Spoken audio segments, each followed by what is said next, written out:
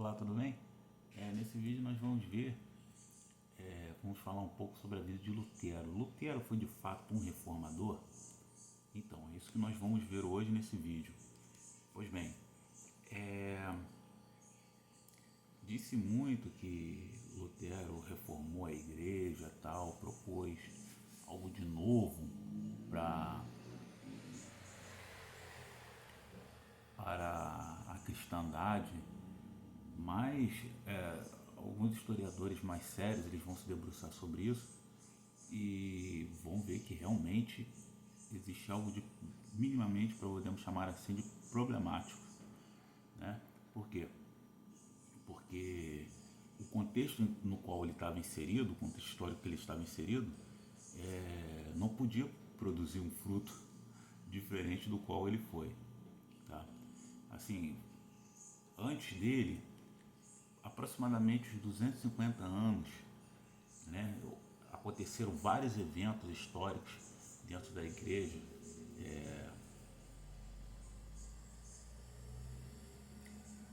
voltado sobretudo à corrupção do clero, cismas, doutrinas que foram julgadas heréticas, né, naquele momento, que foram sendo maturadas com o tempo e que produziram, né, o Lutero.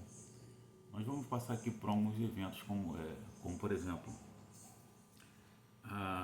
o exílio de Avignon, que é os papas, né, quando a igreja, por causa de uma preferência pela França, né, começou a ter ali uma querela e daí tivemos vários papas nesse período. Isso aconteceu em 1309, tá?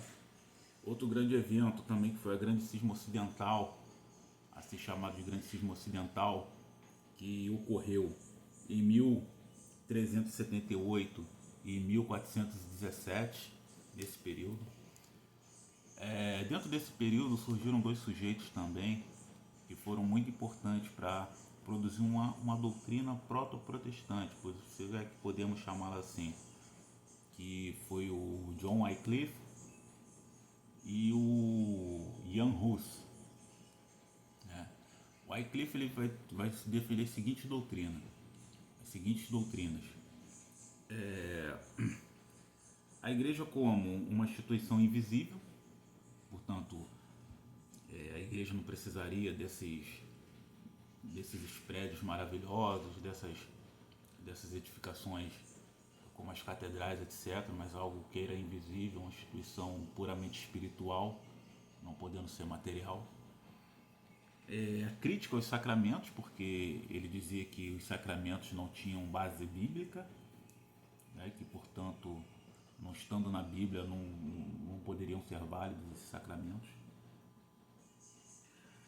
Ele era contra, sobretudo, a transubstanciação, que no conceito teológico seria o corpo, a doutrina em torno do corpo e o sangue de nosso Senhor Jesus Cristo, ou seja, o pão e o vinho não se transformam, né, a substância não se transforma mais em corpo e sangue de Cristo. Ele não acreditava nisso, tá certo? Também outra doutrina que vinha dele, que era a questão do magistério, era magistério vinculativo. Isso é muito importante porque isso daí é um precedente para o livre exame, né?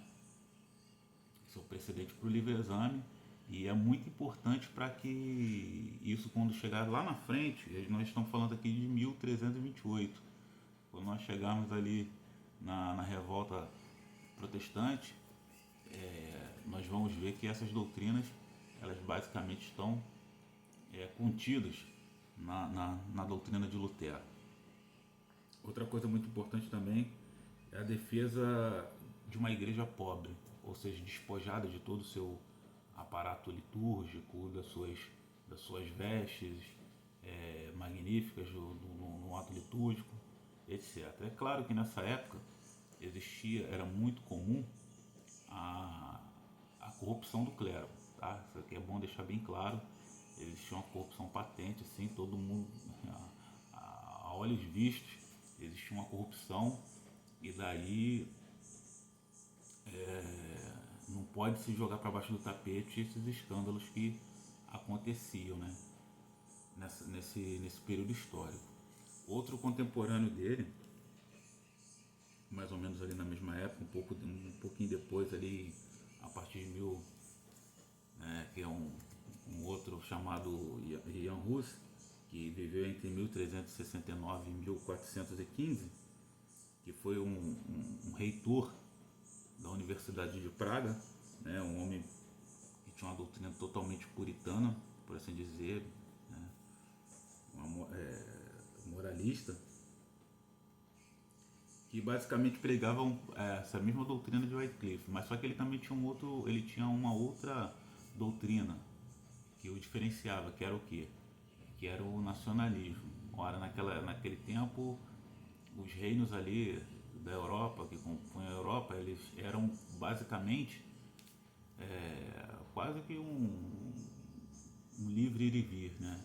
Não existiam essas coisas fronteiriças. Só que aconteceu com esse ideal de, de Rus,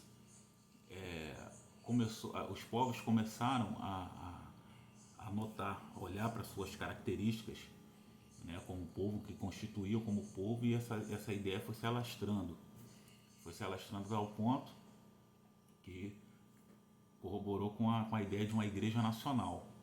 Tá? Isso foi um perigo, ele foi chamado a Constança para poder se explicar sobre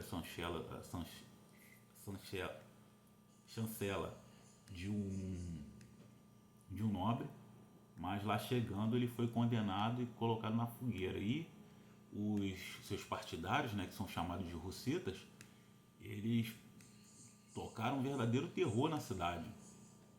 Tocaram um terror na cidade a tal ponto que foram necessárias 5 cruzadas para poder conter esse terror, né, naquele período.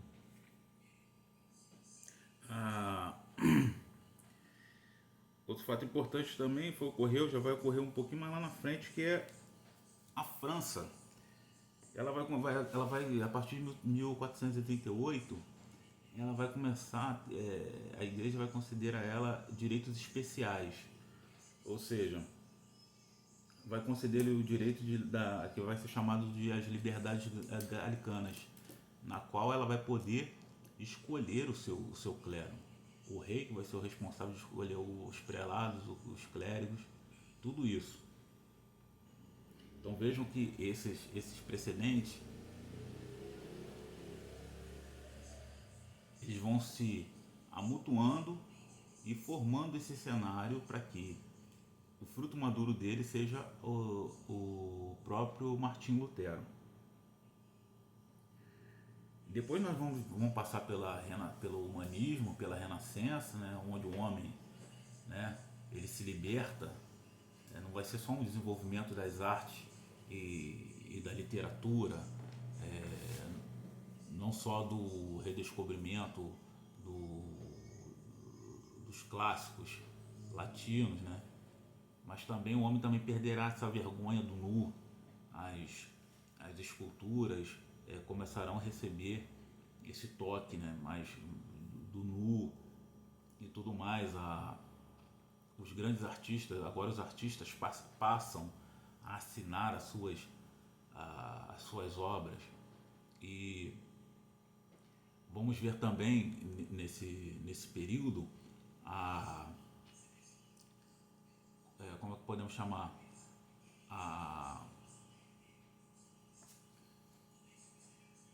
as famílias, né? As famílias que patrocinavam, que eram verdadeiros mecenas dessas artes, elas fazendo grandes, vultuosas contribuições para movimentar esse período artístico, né? E não só, vai sair daí também Maquiavel e tantas outras figuras que são marcantes desse período. E as famílias que mais se destacam desse período são os Médicis, que são os Rovere e os Borgias, que na verdade eram meio parentes e também um pouco rivais também. Isso é importantíssimo destacar. Essas famílias se alteraram no papado. Tivemos papas terríveis que vinham dessas famílias, eles eram eleitos por simonia, né, na sua grande maioria, também como os cargos eclesiásticos também era tudo conquistado a poder do dinheiro, né? Isso é importante dizer porque isso causará uma crise sem precedentes, né, no costume do clero. O clero nessa época estava muito corrompido. Homens indignos estavam ocupando os lugares do bispo de Roma, do Papa, né? Ou pelo menos homens inadequados. Quando não eram indignos, eram no mínimo inadequados para tal função. Destaca-se aqui um Papa que foi bom, por assim dizer, foi Adriano IV, né? Que Adriano IV ele só reinou na igreja durante um ano, mas ele já vinha com um projeto de reforma da igreja, porque ele já observava e via problemas nos costumes de papas que estavam entregues à mundanidade, né? A questão de caça, de jogos, de simonia. Muitos deles tinham mulheres, mantinham concubinas no Palácio do Vaticano, por exemplo, né? Então temos todo um cenário que é totalmente escandaloso na Europa, e isso faz com que vá surgir Lutero.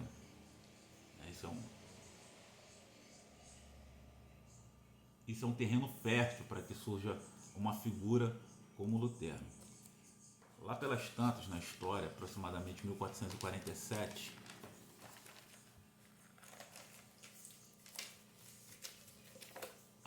o clero alemão ele fica muito de lado, né?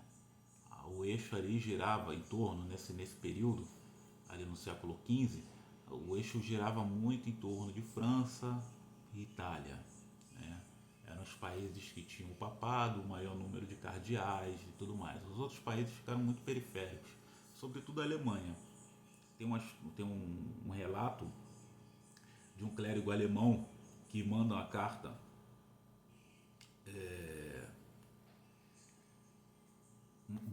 para um cardeal chamado Piccolomini, naquela época. Isso no ano de 1447. Ele vai dizer o seguinte: o Papa parece desprezar a nossa nação. Suga a escolha dos prelados atrasa-se em toda parte. As prebendas e os locais que tenham alguma relevância para os cardeais e dignatários romanos são reservados em todo lugar. Extorquem-se verbas por meio de taxas. Não se nomeia para o ministério eclesiástico aquele que merece, mas sim aquele que paga mais para obtê-lo. Para angariar fundos, novas indulgências são outorgadas todos os dias. Processos são levados indiscriminadamente ao tribunal eclesiástico. Milhares de outros são criados com os quais a Sé Romana, como se fôssemos bárbaros, nos toma à força o ouro com ataques astutos. Então, naquela época, como eu falei para vocês, a arte estava muito em alta. Os papas, por exemplo, queriam transformar Roma. Júlio II, ele queria transformar Roma num centro literário e cultural do mundo, né? E para isso ele gastava uma quantia enorme de dinheiro, né? E também com obras monumentais. Esse dinheiro tinha que sair de algum lugar. Geralmente era por meio dos fiéis e retirando esses territórios que eram da igreja. Vai ter um outro sujeito também, um nobre, chamado Sigismundo Tiso de Siena. Ele vai escrever a um outro Papa, que é um Papa que vai entrar que vai ser o Papa daqui, dará excomunhão a Lutero, Leão X, um homem que se fez cardeal com. Se fez não, né? Fizeram dele cardeal com 13 anos de idade, né? Por ser filho do Papa. Ele vai dizer o seguinte: como vão mal as coisas para a igreja, quando a cabeça se satisfaz com jogos, músicas, caçadas e tolas farsas, em vez de pensar na miséria de seu rebanho e de lamentar a sua infidelidade. E continua citando o Evangelho. Se o sal perde o sabor, em que lhe será restituído o sabor? Para nada mais serve, senão para ser lançado e calcado pelos homens. Então, assim, para resumir, foram 250 anos, né? A igreja sendo governada por homens iníquos e pelos mesmos, pelo menos assim, podemos chamar de indignos, né? Que viveram de maneira incompatível com o Evangelho. Isso aí vai ser um reflexo direto também, tá? Na vida do povo, naquele período, na vida religiosa do povo, que será tomada por uma devoção superficial e também uma devoção supersticiosa, tá? Que culminará uma ignorância religiosa muito grande em todo o território europeu, sobretudo na Alemanha e nos países mais isolados desse eixo. Bom, eu espero que vocês gostem desse vídeo, tá? Eu vou fazer uma parte 2 e se inscreva no canal, dê o like, né? Curta e compartilhe com seus amigos. Até a próxima.